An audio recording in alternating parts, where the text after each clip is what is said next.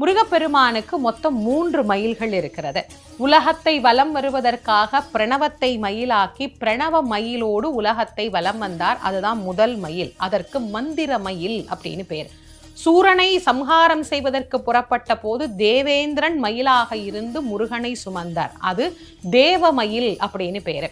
அசுரனை சம்ஹாரம் பண்ணின பிறகு சூரன் சேவலாகவும் மயிலாகவும் மாறி முருகப்பெருமானை தாங்கி கொண்டார். அந்த மயிலுக்கு அசுரமயில் அப்படின்னு பேரு. ஆக 3 மயில்ல ஏறி வரக்கூடியவர் முருகன். இது எல்லாத்துக்கும் மேல நம்முடைய மனதை முருகன் ஏறுவதற்கு தகுதியான மயிலாக நாம் மாற்றிக்கொண்டால் நம் மனத்தின் மீதும் அவன் எழுந்தருளி நமக்கு அருள் புரிவார். அதனால்தான் அருணகிரிநாதர் சொன்னார், ஏறுவதற்கு தகுதியுடைய மயிலாக என்னுடைய மனத்தை நீ மாற்றித் தருக, அதில் நீ விளையாடி அருளுக அப்படின்னு முருகப்பெருமான் கிட்ட விண்ணப்பம் செய்கிறார்.